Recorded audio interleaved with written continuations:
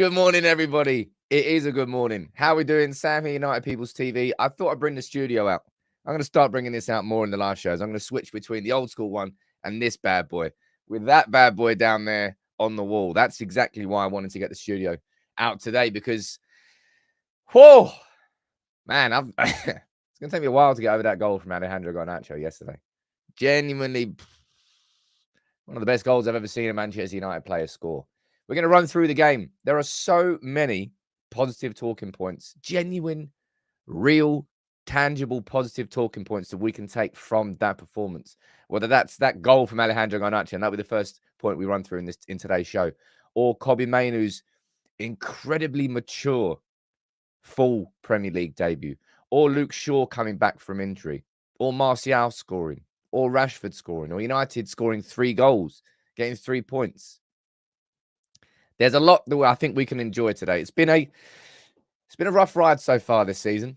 But that game yesterday, that was Manchester United's best performance in the Premier League. And there was still so much more that we could have done to make that a complete performance. And I'll run through everything this morning with you.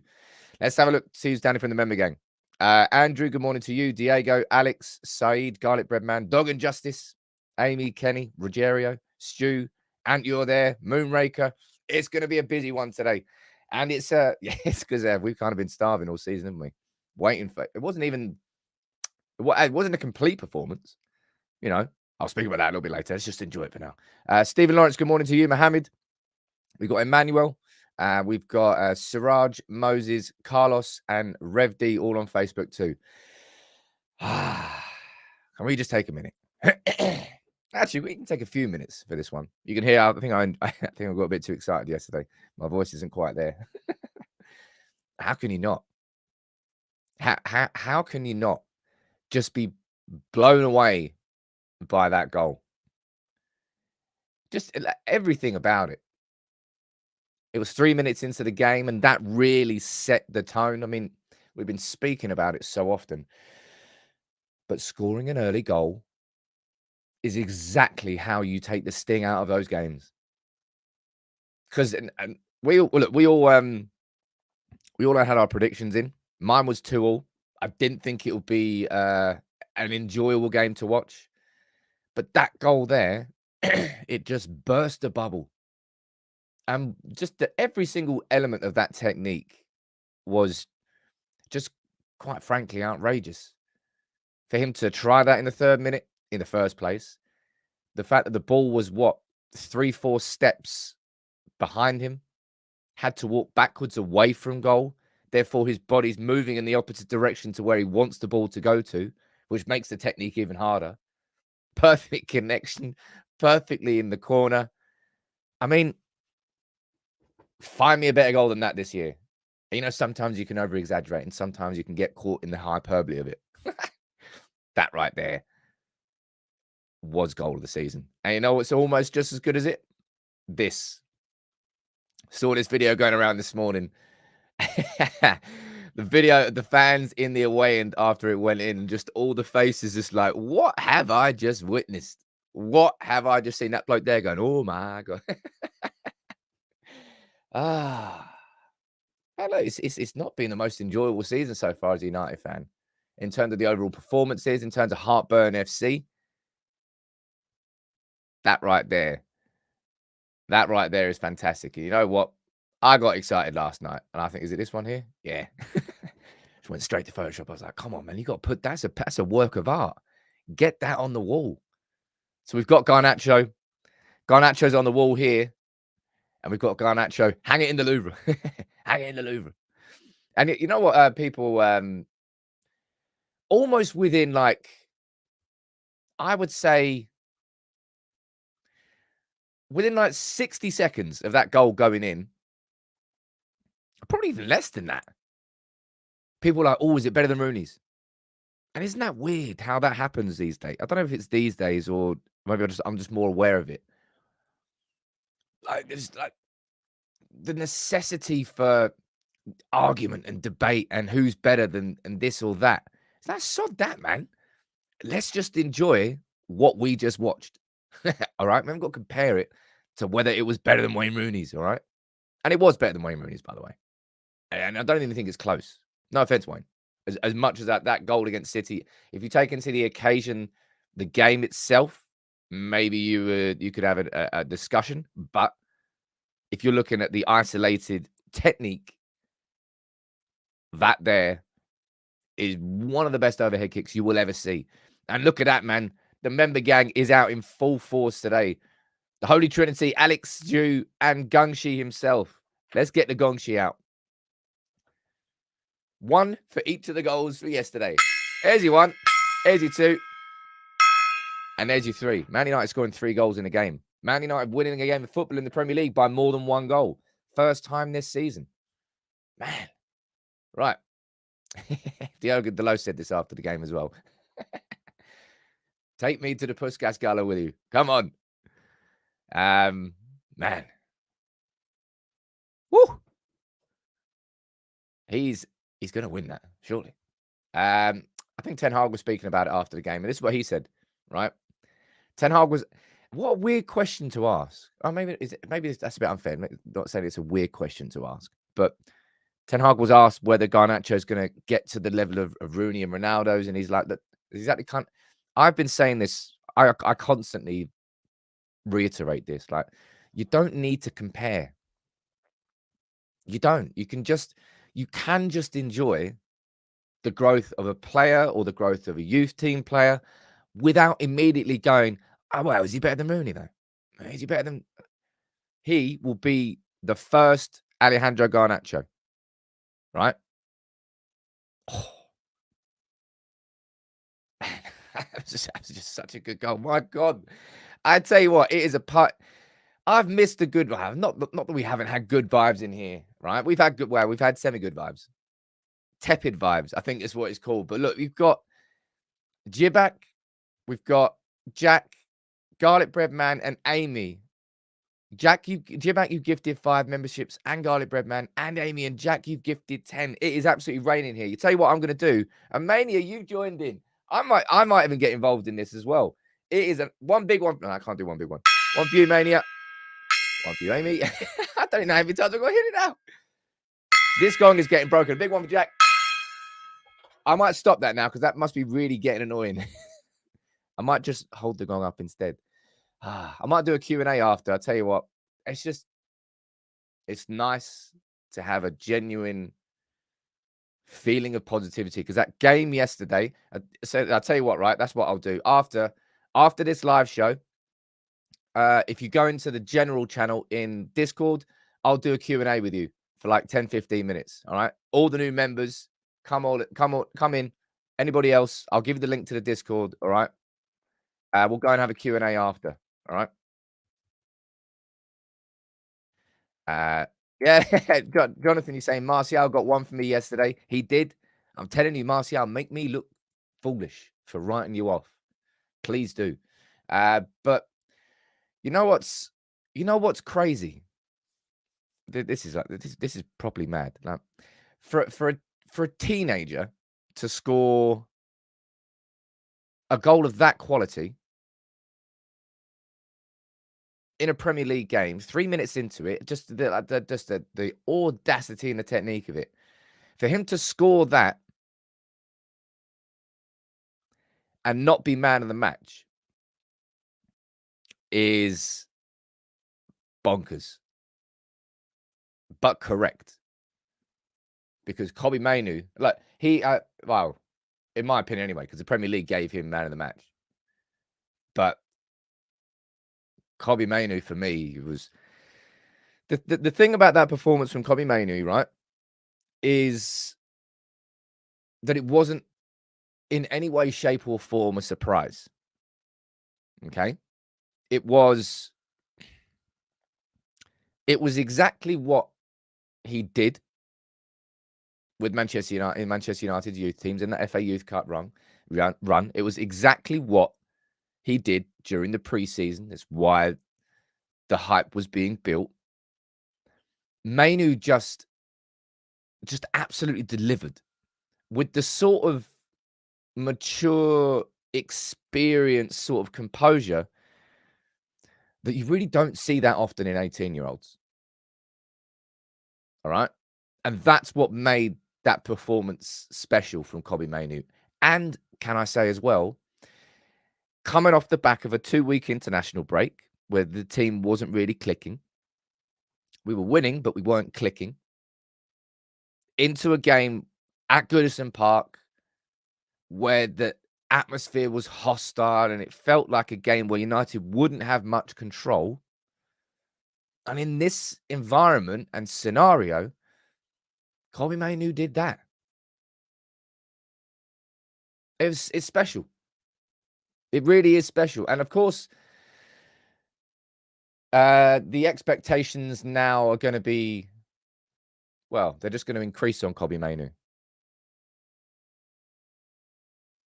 But the dude just took everything in his stride yesterday. Everything in his stride. I'm going to go down here and read a few of your comments. I think there's super chat, and I think I might have missed Alan. Alan, you've joined in as well, man. You've gifted 5 memberships. Somebody's saying, Sam, you need to get a stream deck, get a sound effect. Look, right, what I can't currently use my stream deck, which is right here in this current software. Hence why I need to get the bloody new software working, because it's going to be so much more engaging. Ugh, it's really annoying me that I still can't do it. Jibak, you sent a super chat. What are you saying? I think I missed 2 actually. Chris, you're saying, look, I can't describe the feeling of relief having a game wrapped up with 15 minutes left. Wasn't sure what to do with myself. Chris, it's a mad difference, isn't it? That third goal. The third goal is what makes the difference. The third goal went in. Luke Shaw came off. You go, let's just sit back and enjoy it now. Because even at 2-0, you know full well that if Everton get one back, the crowd's G'd up, and you're like, don't concede. 3-0, that's when the vibe changes. And that's where United not got comfortable, but, got comfortable without being complacent, if you know what I mean. Garlic bread man. Hey, look, garlic bread man makes a lot of people's days. Jibak, what are you saying? 5 points behind treble winners after 13 games. Our nightmare season is already as good as Spurs' dream season. I'm going to be speaking about that a little bit later, Jibak. But let me see what you're saying about Kobbie Mainoo. It's incredible how Mainoo made it look so easy. Just kept the game simple. To think he's only just 18. Edridge, I hate to put a dampener on things. Thought the first half bar the goal was average again. I'll speak about that overall. We're focusing on the positives here to begin with, right? It wasn't a perfect performance. And I don't think any United fan would suggest it is. It was. Imagine Mainoo and Bellingham in the same team, says Ian. Well, you might see it at the Euros. Well, you won't see it at the Euros, but Kobbie Mainoo should absolutely. If you get Jordan Henderson on that plane, or like Phillips ahead of Mainoo, well, let's see how he continues to develop. But the talent is the thing is, right? My lunchtime video today, I'm very much going to enjoy. Okay, very much going to enjoy it, because I'm going to be doing an analysis of Kobbie Mainoo's debut, full debut anyway. Sorry, because for me, it wasn't just one aspect. I think Kobbie Mainoo yesterday showed a couple of examples in like 3 or 4 different key aspects that sort of encapsulates his game. And this, for me, this is the most important one. And what I've been crying out for so long. And this is why I said, this is why I said that Sofyan Amrabat had the ability to be a transformative signing for United, right?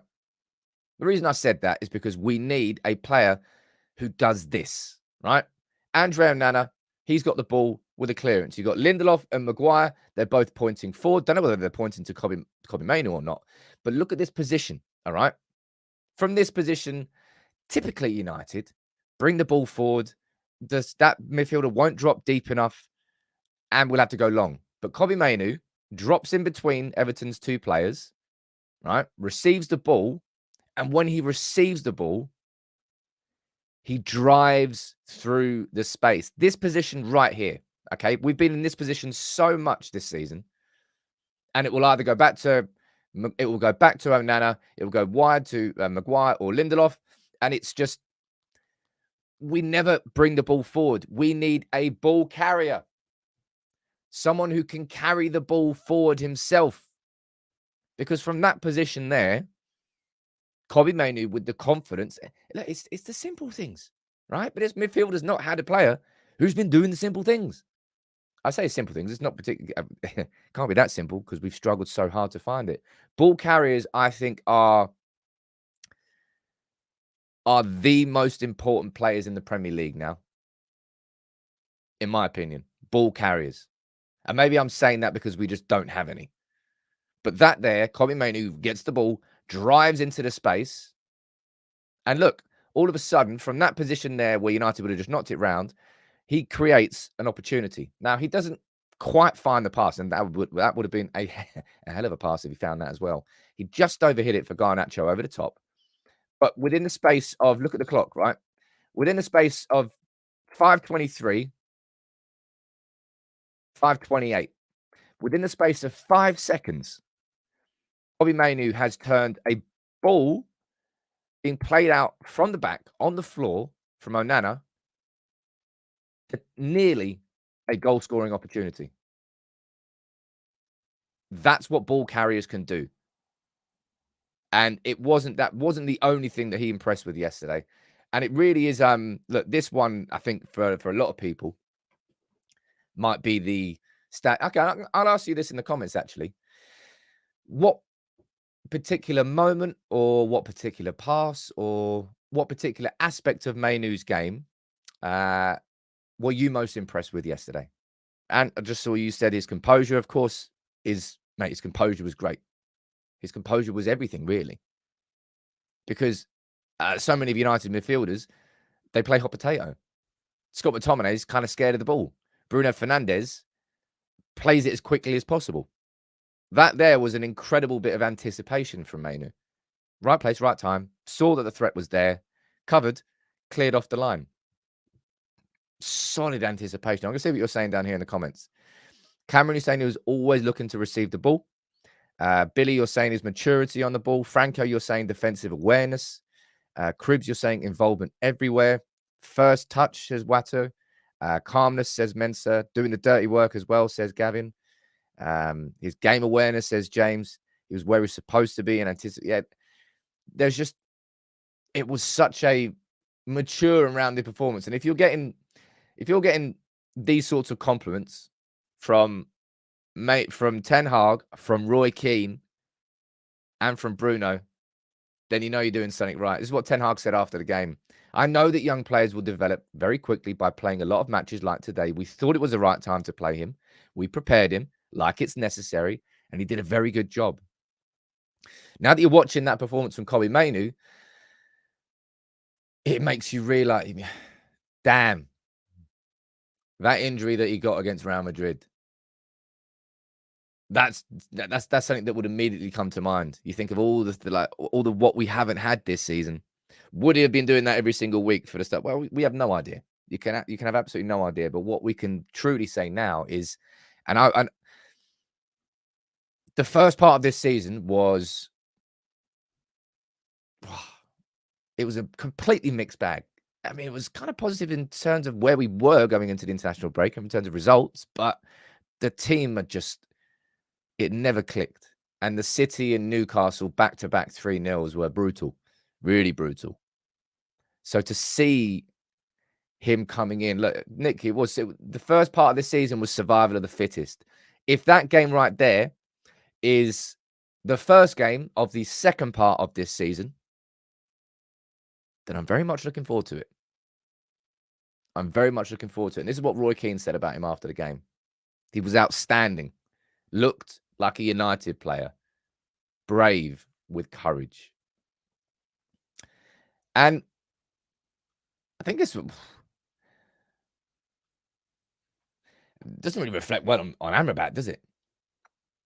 Again, I think I've said it before that sometimes I can over-exaggerate players because I get excited. I'm guilty of that.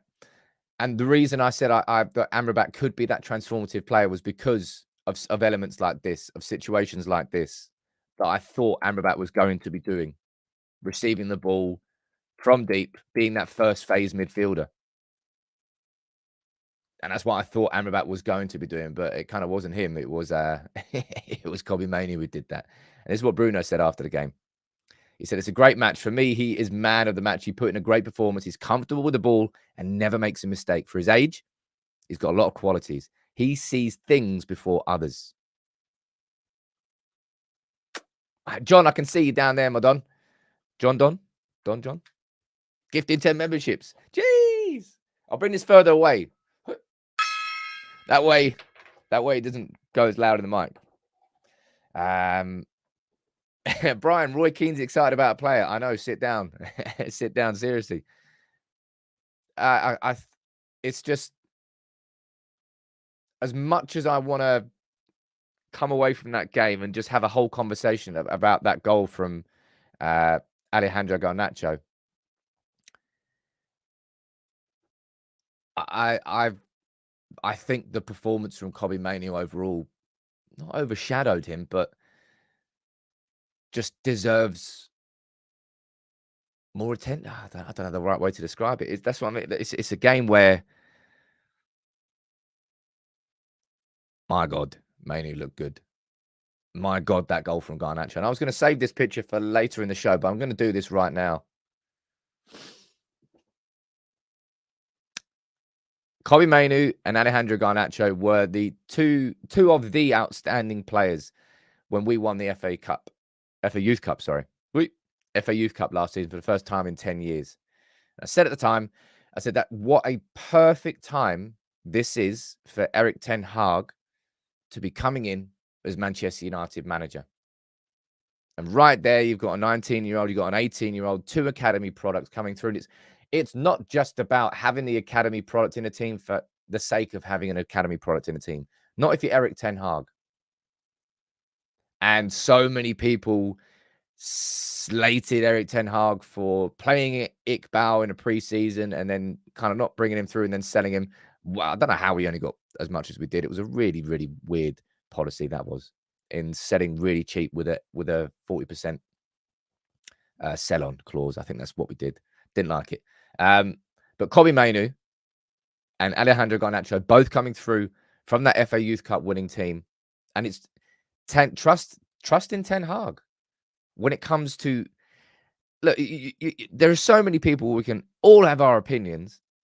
Erik ten Hag's career at Ajax and the success of it was seeing a youngster and bringing them through at the right pace. And there were so many players that were success stories in that sense. Erik knows what he is doing when it comes to youth team development and when to bring a player into the team. And if Kobbie Mainoo hadn't been injured, he would have already played plenty of football for United this season. And it's just, look, man, if Roy Keane's getting excited about a player and what he's seen, then there's reason to be excited. And it's just after a season so far of a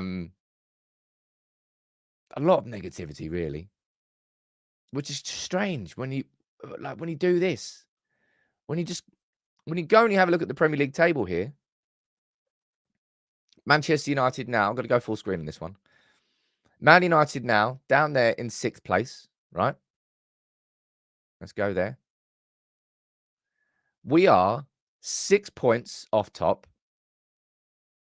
We are 2 points behind a Spurs team who have had an incredible season. Wow.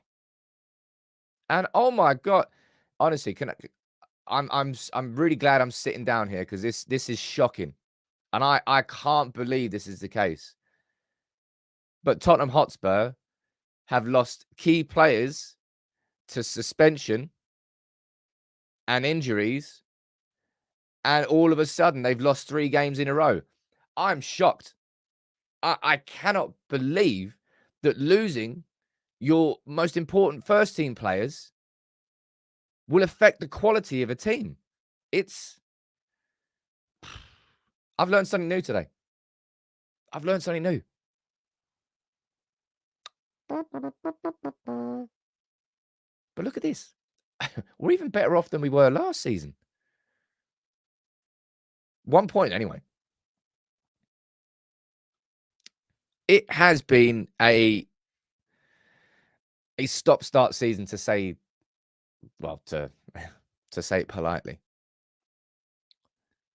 And we're 2 points behind Spurs. They play City away next weekend. We play Newcastle away. 2 tough games. But there's a possibility that Manchester United can leapfrog Newcastle by the end of the Premier League next weekend. No, sorry, not leapfrog Newcastle. Leapfrog Spurs, and they could also leapfrog us. But we have had injuries galore this season. And we finally get Luke Shaw back in. Kobbie Mainoo comes in and kind of does what a few of us expected Amrabat to do. And we look a little bit better. I do indeed have a smile on my face after seeing that. Because of more is still coming. When Martinez comes back into this team, when Martial scored yesterday. But I mean, that third goal, right? That third goal there was the clincher. It's that when that third goal goes in and you're 3-0 up, you can just go. And then, as soon as that happened, Erik ten Hag was like, off you come. Luke Shaw got substituted. Kobbie Mainoo played, 72 minutes, I think, for his debut. He was taken off. And then Luke Shaw, he played, 75 minutes, 75 minutes. He was taken off for Wan-Bissaka. First game back in. Minutes in the legs. But that goal from Martial was a beauty. That goal from Martial was an absolute beauty. By the way, someone go and have a look at TalkSport today and see if they're doing 15 videos on Man United. No, they're not, because United didn't lose. But that goal from Martial, perfect. And it was definitely a penalty. I don't know how the referee didn't give that as a penalty, but at least VAR turned it over. I've never doubted VAR. Perfect system. Flawless system. Keep it.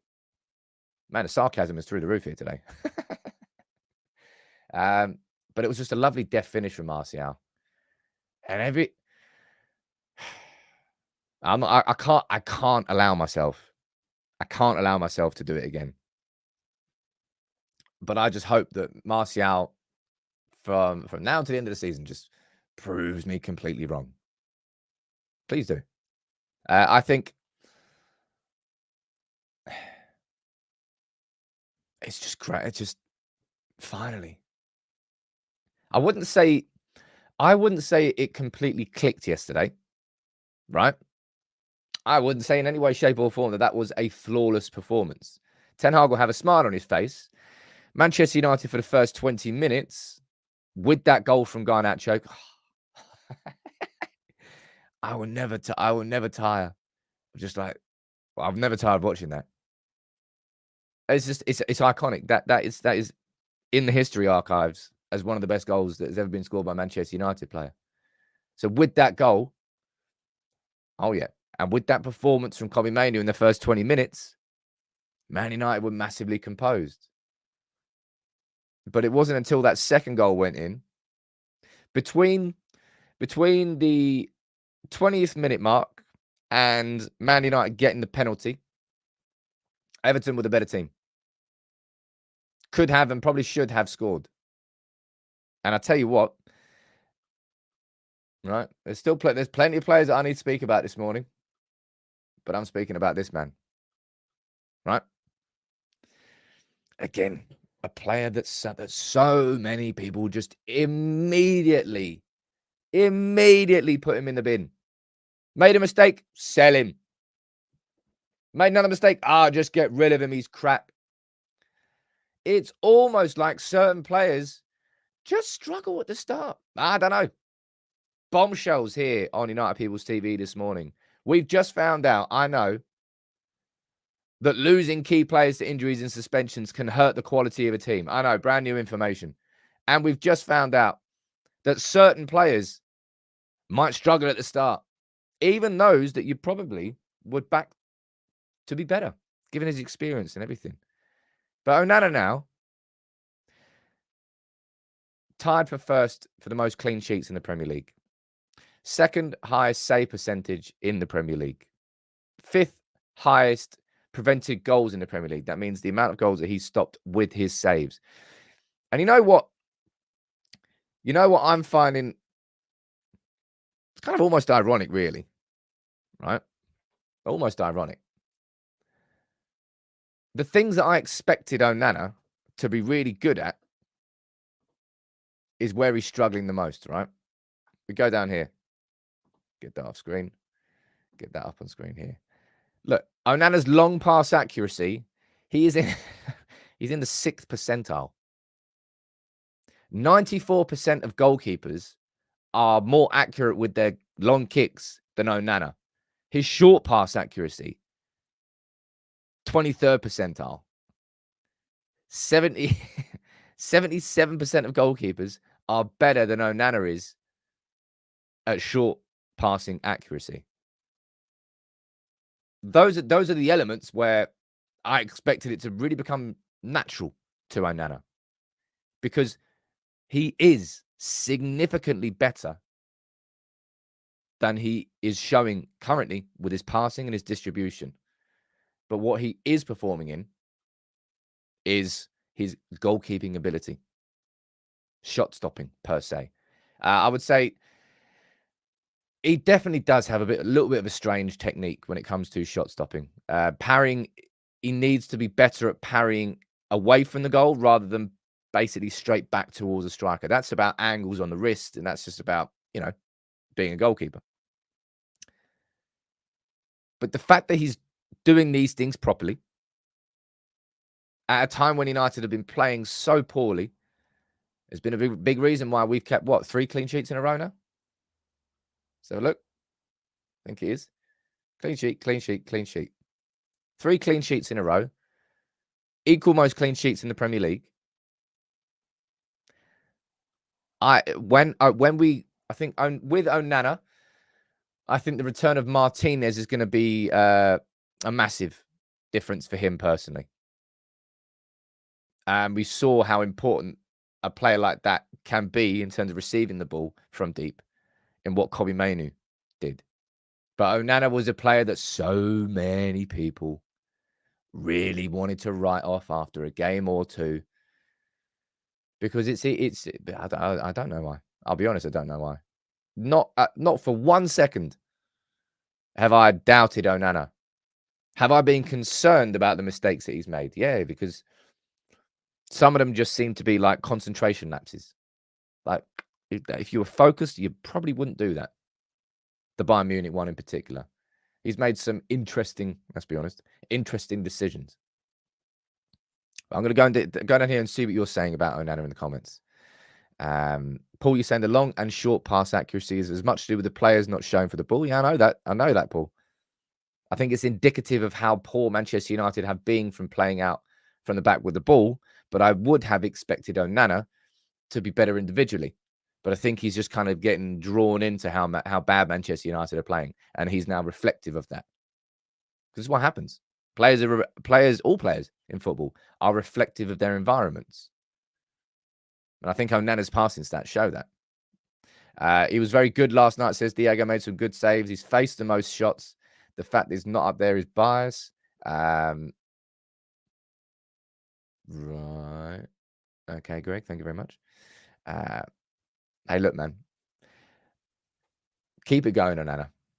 That's all I'll say. Because I think when Martinez comes back, that is going to be what makes a huge difference for him in terms of how we play out from the back with the ball, and probably how comfortable and confident he is. Because remember, those two, they've played with each other before. It'll be like telepathic. They'll know what the other person is doing. It's kind of easy because he's right in front of him as well. Couple of super chats here. Alex, you're saying our XG at halftime was 0.09. That is, that's how insane that was. Our XG was 0.09. I'd be surprised if it was even a 9% chance that was going in. Onana's criticism comes from the love of De Gea, despite his performance of last season. He still has a lot to prove. This isn't even his best. No, that's why I'm saying it's kind of ironic, because the reason that I wanted to move De Gea on and to bring Onana in is because I wanted Manchester United to have a progressive playmaker goalkeeper. But instead, the positive aspects of Onana this season aren't really anything to do with his distribution. It's more to do with the shot stopping. So we kind of haven't, at this moment in time, we kind of haven't really replaced David De Gea. What we kind of have is it's a bit like for like. He's keeping the clean sheets, but he's not really playing well out from the back. But that will come. And the good thing is that what Onana has shown this season is he can be that shot-stopping goalkeeper. All right? And people were immediately saying that, no, we're definitely going to lose that from De Gea. De Gea was better naturally, for sure. But Onana has shown that he can do it. Add in the fact that when the distribution increases, we are going to have an elite goalkeeper here. And in my opinion, it's a case of when and not if. That's why I think so anyway. But look, we've spoken there about Martial. We've spoken about Onana, about Garnacho, and about Mainoo. Hey, Shax, I can see you down there. You gifted a membership. Thank you very much, dude. Let me get the gong out. We need to speak about Marcus Rashford, right? Jeez. Only a little one. Only a little one. I need to be more polite with that now because I don't want to ruin anyone's headphones. Marcus Rashford got a goal yesterday. But I don't really think there'll be anybody here who is saying Marcus Rashford's back after that performance in terms of his overall performance. Marcus Rashford still, so much of that game yesterday was, I wouldn't say he wasn't trying, but he wasn't really being successful. When you look at what Jeremy Doku is doing at Man City and how he's beating a man, he's like dropping the shoulder, quick change of direction, scoots past him. But it was a fantastic penalty. All right. Let's not take anything away from that Marcus Rashford penalty. Stepped up. So, I mean, he's like a shadow of himself in terms of confidence. And even the celebration, I don't know he does like a muted celebration sometimes. He struggled. But Bruno Fernandes, it was that move from Bruno, right? Because he scored the penalty and because we won 3-0, it's now going to be hailed as an excellent move by the captain to give somebody confidence when he clearly needed it, which is exactly what he did. So that was a really good move from Bruno, but it was a risky move. And look, when it comes to being a decision maker, you will sometimes make decisions which are risky, and it's risk reward. Bruno took that risk and he got the reward. I got the second goal. Rashford, that goal will make a difference to him. It was a very confident penalty hit. He's missing for Galatasaray, of course. He's suspended. But fair play to Bruno for giving it to him. Now that he scored that, I can say that. But he's still. I'm really interested to see how this United team develops in attack for the rest of this season now, because you really taking Garnacho out. You taking Garnacho out of that team after he scores that goal? I don't think you are. Not in any way. And by the way, he started on the left-hand side. Surprised he started on the left-hand side. I thought it would be on the right-hand side. Or maybe I don't know. Garnacho started. You're not going to take him out of that position now. So does that mean that we should be getting used to seeing Rashford on the right? I think with Rasmus Højlund in the team, Marcus Rashford being down the right-hand side is better. It will take away from Rashford's goal threat, but I think it will increase Manchester United's goal threat overall because of the balls he would be able to put into the box for Rasmus Højlund to get on the end of. So I think you might well be seeing Garnacho on the left, Rashford on the right, and Højlund through the middle. And Pellistri, when he came off the bench, yeah, another impact from the bench. And that was probably one of the really impressive things about that from Garnacho yesterday is pretty much all season long, I've been saying that Garnacho still, at that point, Garnacho was far better at influencing a game when he came off the bench. Yesterday, and I think as well importantly, you saw Garnacho and Rashford both genuinely tracking back. It's really, really important, man. It is just a fundamental part of a team collective. If you defend from the front, attack from the back, the whole job, everybody's involved in every goal and everybody's involved in every bit of defending. And that's what the team did yesterday. That's why it was a team performance. But yeah, I hope that can be a stepping stone for Marcus Rashford to get back to where we know he should be and he knows he should be and we all want him to be. But still, he didn't look, I don't know, supremely confident yesterday. Jones, are you down there asking how long Højlund's out for? Pretty sure Højlund's going to be available against Galatasaray. Don't know whether he starts or not. Depends on how fit he is, I suppose. A true captain's move, says Nick. What are you saying down here? And you don't think we can drop Garnacho, but Guys, Pellistri is not going to be starting ahead of Rashford, right? No. Ricky, don't forget about the fabulous ball from Lindelof to Rashford for the Garnacho. Oh, was that like the daisy cutter that came like 4 yards off the floor? I think there's some of my favorite passes in football. The ones that are just hit at such an angle that it doesn't like fly through the air. It's like a direct bullet that only comes like 5-6 yards off the ground. And when someone hits a shot for a goal and the ball doesn't spin, it goes like it flies like an arrow. There, I love those ones. But yeah, it was a good pass. Lindelof and Maguire yesterday. We kept a clean sheet, but Everton really had the run of the game for probably a good like half an hour, 40 minutes, something like that. But look, Luke Shaw. What did you think of Luke Shaw's performance yesterday? Let me know in the comments. I'll try and read a few of them out. It was so good to see him back because we needed that badly. Erik Ten Hag I put Luke Shaw in as left centre back with Reguilon as my prediction for the start, but Erik Ten Hag stuck with what has been working for him, and Lindelof played left centre back, played all right, but I mean they both played okay, I suppose. We kept a clean sheet. I think Onana was of Onana, Maguire, and Lindelof. I think Onana was the best of the three. Luke Shaw looked really good, man. Go down there. Jonesy, you're getting a 7 out of 10. Jonathan, you're going for an 8 out of 10. Rusty, but understandable. Okay, David, you disagree. Brilliant, like he's never been away, says Ben.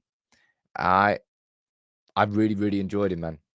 I think Luke Shaw at left back yesterday was kind of like Kobbie Mainoo was in midfield.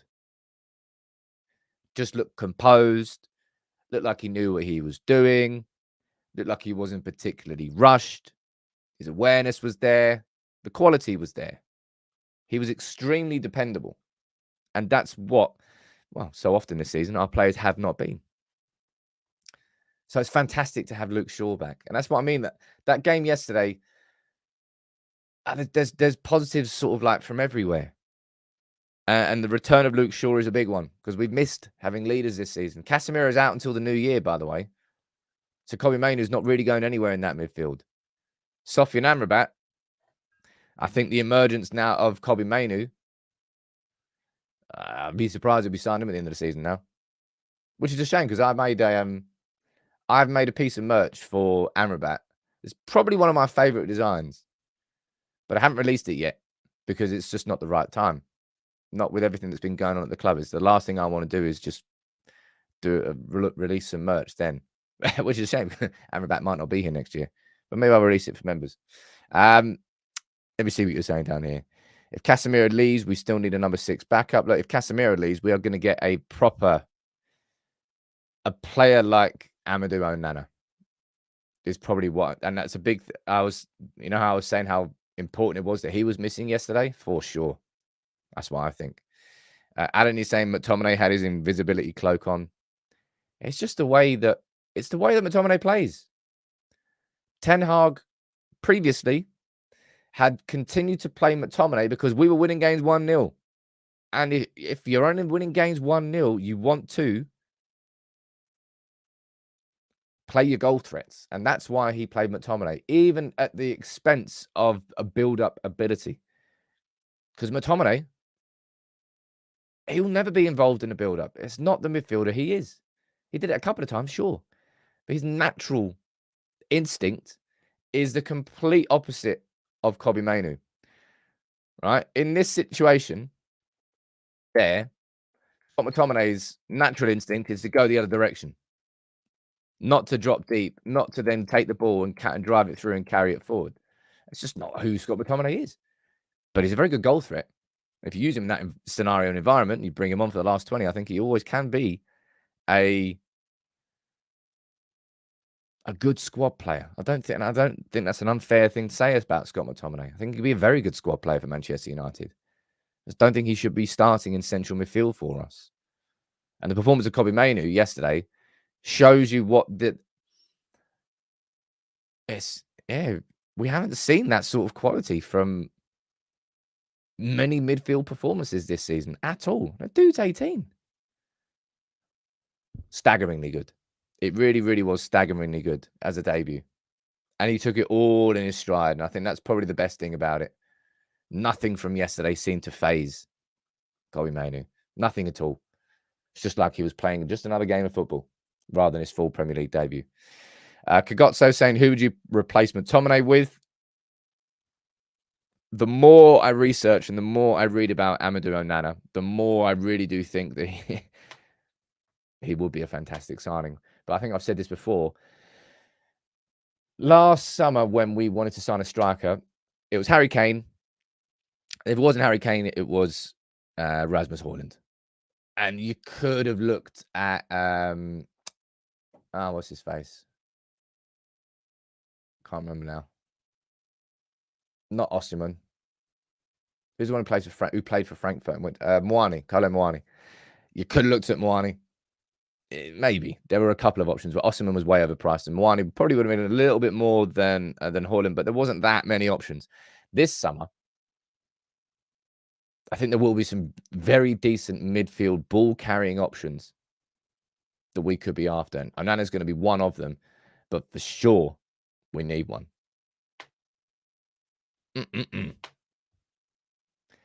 Isn't it nice to have just a really positive feeling after a game? And that's the start of a week where I tell you what, we needed that.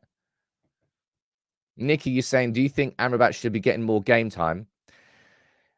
If Manchester United's attack can click better and score 3 goals like we're scoring there, then the added bonus of United having the goal threat of McTominay from midfield, it's just not needed.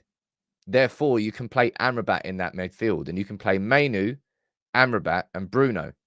And you can have 2 players there in Amrabat and Mainoo, whose natural instinct it is to receive the ball, to make sure that you're involved in the build-up play, and to turn and can drive the ball forward. Amrabat less, I mean, he can carry the ball for sure. But that's a midfield I think I would like to see. Amrabat, Mainoo, and Bruno. McTominay is a very good player, man, but he will just never be involved in a team that wants to build out from the back with the ball. The profile, the shoe doesn't fit. And I don't think the shoe will ever fit. It doesn't mean he's not a very good deep player. Doesn't mean he doesn't have his qualities, because he does. He's scored 7 goals for Scotland in the international break. Yeah, sure. Not in the international break, but yeah. I would love to see Mainoo, Amrabat, and Bruno as a midfield 3. That's moving more towards the technical qualities on the ball that we need. Bruno won't be that sort of midfielder either, but he's the perfect number 10 to then turn and then feed the attackers going forward. Edred saying cash in on Scotty. I think I said this before. I said this all summer. I said, of all the midfielders, all the players that we're shifting and moving on, McTominay's, I'm not in a rush really to get rid of McTominay. But if Man United were to sell him and replace him, and that's the big question, whether we actually replace him or whether we just keep the money, then I think we could improve on Scott McTominay. I think we could improve on Amrabat. I think we could improve on Maguire and improve on Lindelof. Quite a few players we can improve on, really. Let me see what you're saying in the comments. Mainoo, Mount, and Bruno. That would be very interesting. I have to completely admit that. But Mason Mount now is out for another month, having spent 5 weeks on the sideline early this season. Please, can we just get a bit of injury? I think I said it in my show on Friday. I said, look, this is going to get worse before it gets better, because we've got so many games coming up. We've got Galatasaray on Wednesday, and then we've got Newcastle away on Saturday, and then like 3 days later, it's 10 games. Well, 9 games now between now and the 30th of December. So the rotation is going to have to be big. Daisy is saying Dangor is next.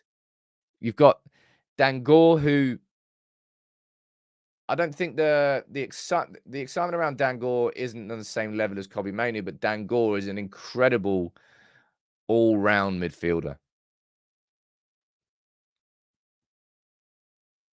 He's exciting. Shea Lacey.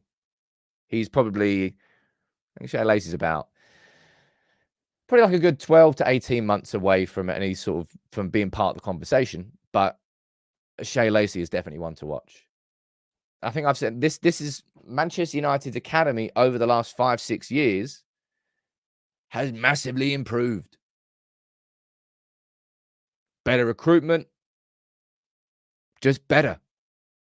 We're starting to see a little bit here because it's so hard for those youngsters to come from academy football into Manchester United's first team. Is like going from a Fiat to a Ferrari, and there's no car in between.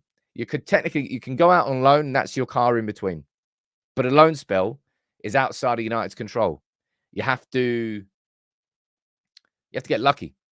I can't remember who it was. I saw it this morning. Who was it? There's a player who's out on loan for United. Can't remember who he is. I think he's at Stevenage. But Man United are going to pull him back from his loan spell because he's not getting any game time.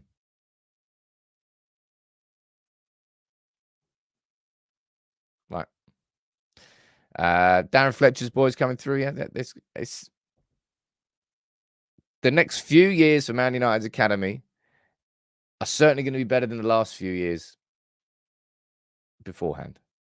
It's on an upward trajectory compared to where it was. Is it Charlie McNeil? There you go. Must be. Is it Charlie McNeil?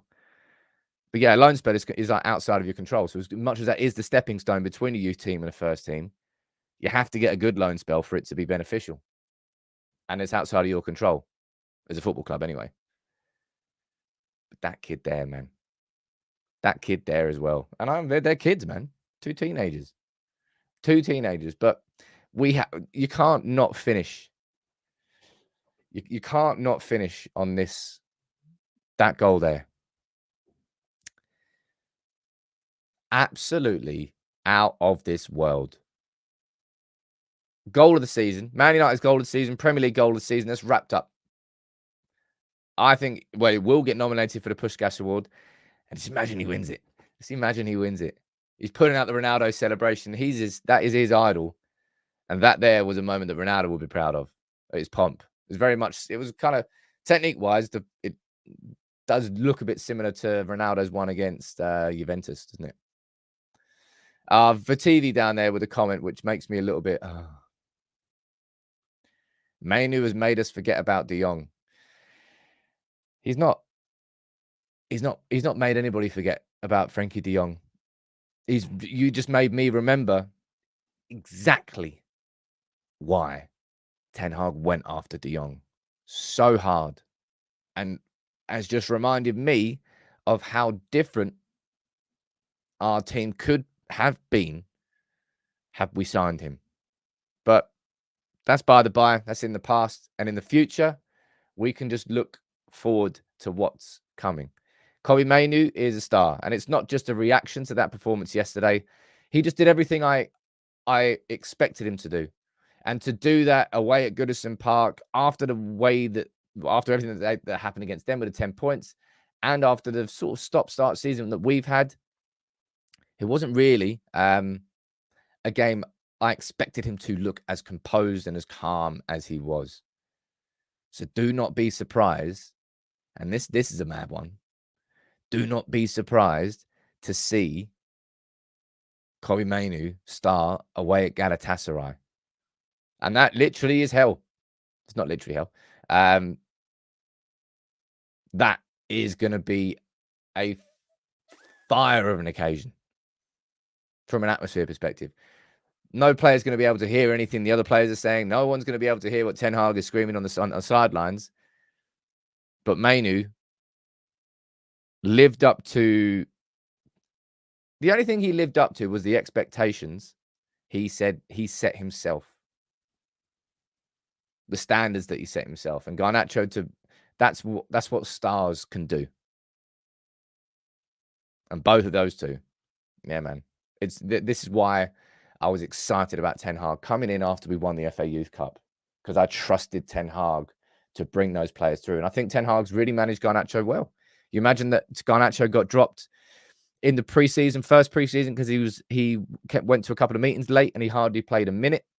Then slowly across the course of the season, He was introduced and he just got better. And that right there was Garnacho completely impacting a game from the start, which he hadn't really done so far. He was more of an impact player from the bench. Maybe that's the start of a new chapter for Garnacho. And I think I said it for the game away at Copenhagen. That was a game that I was really impressed by Garnacho because he really was tracking back. I was like, that was a real, especially when we went down to 10 men. Really, really was good. More than good. Someone's saying that you got to put that pick on the wall. Hey, it's true, man. I should have to fill with one of these bad boys up with one of those, or even better. I might do that. I will have a look. But I tell you what, right? After the season that we've had so far in terms of the performances, all right? Because in terms of results, okay, we're far from a team in crisis. We've taken 15 points from the last possible 18 in the league. We are 2 points behind Spurs. We are 6 points off top. We have a non-negative goal difference. A non-negative goal difference, my word. Now, all jokes aside, it's really good to start a week like this. And one thing I want to say here, and I will say this ahead of time. If Man United don't beat Galatasaray and we get knocked out of the Champions League, I don't think it massively affects our season. This is the most important thing for us. And the Champions League, after the start that we had, I think it became obvious that this team, as it stands, isn't good enough to play at the top table, the Champions League, just yet. And certainly not with the injuries that we had. So the reason I'm saying that is, yeah, man, there's going to be a lot of angry reaction if we don't. And United players will know that. And we could do it, all right? We've won what? Fulham away, Burnley away, Sheffield United away, Everton away. Our away form is improving. At the same time as our home form is kind of going down the pan. Weird that, isn't it? It's either one or the other. But now we've got to do it against Galatasaray. Tomorrow is going to be my starting 11 and all the preview and prediction for Galatasaray. Today, and I'm looking forward to this, it's going to be a full analysis of Kobbie Mainoo's debut. Every single aspect and examples of it and probably why I think he was man of the match. But can I just say, everybody, I really enjoyed that show. And it's we're here Monday to Friday. Actually, Monday to Saturday now. Remember that. Saturday is going to be the new show here on United People's TV. Yeah, I'm definitely going to start doing that. It's been a rough ride. Okay, it's been a rough ride so far this season, but the results have still been there. And credit to Ten Hag and his coaching staff for managing to keep United within touching distance without ever really getting into third gear. That there, a 3-0 win. That's the best performance we've had in the league so far. Let's see if we can follow that up on Saturday against Newcastle, who, even with all their injuries, they still beat Chelsea 4-1. That's going to be a hell of an atmosphere. Alan, you're saying no more therapy sessions. Can't guarantee that. All right. In fact, I can guarantee that won't be the case. There will be some Mondays where we come on here and we're not in a good mood. But this one, we are. A work of art. A genuine work of art. If you enjoyed the show, make sure you drop a like on the video. And it's nice to have a genuine positive vibe. All right. I'll be here a little bit later today. I'll be here at 10 o'clock tomorrow. Take it easy, everyone. Have a good day. And big up Garnacho. One more time. I'm sorry. One more time. Jeez.